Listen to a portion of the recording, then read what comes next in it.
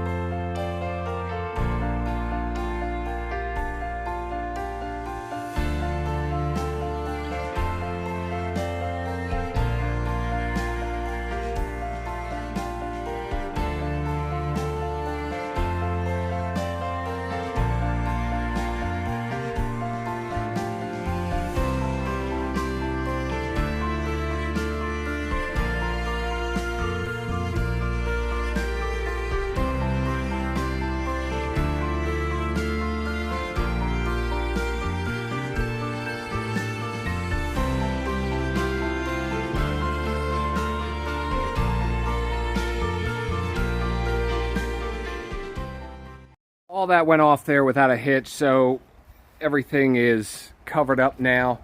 So what I need to do, I've got some overhanging pieces, much like this here. You can see my finger here goes back. So what I do, I take my flush trim bit on my router and just kind of route out all of these little pieces. It's not very, it's not a lot, much here on this side of the door here. So this has got to be trimmed off here behind here. So knock that out real quick and then we'll call this part done. We'll move on to putting up some of the joists for the loft.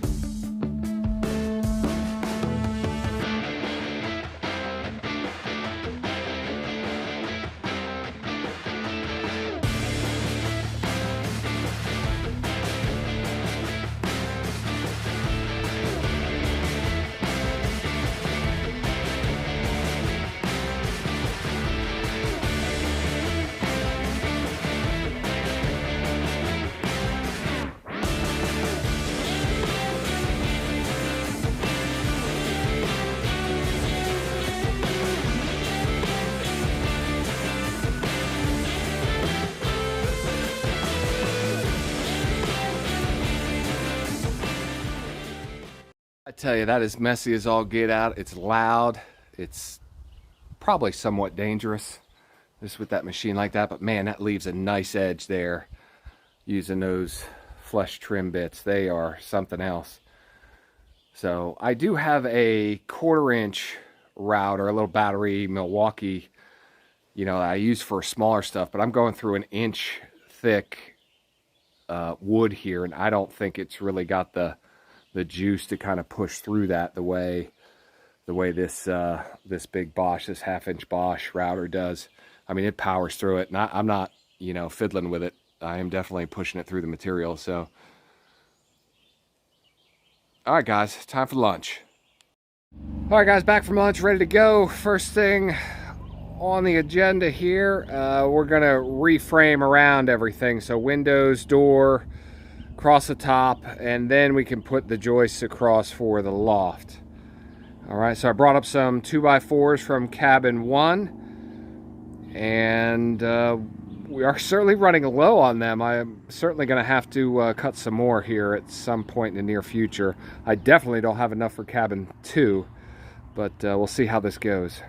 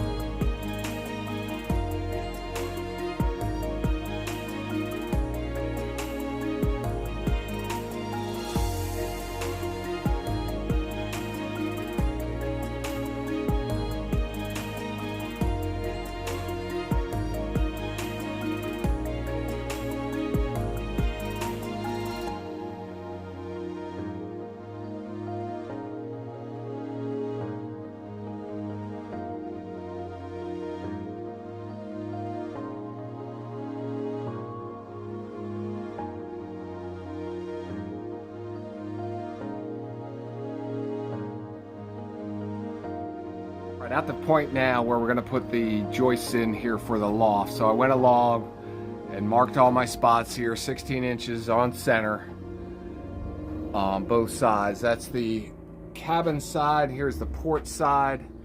They're also marked over here as well. So they start measuring, need start cutting. Now this front beam right here does have a bow in it, and it bows to the inside, so I'm going to have to push that out a little bit.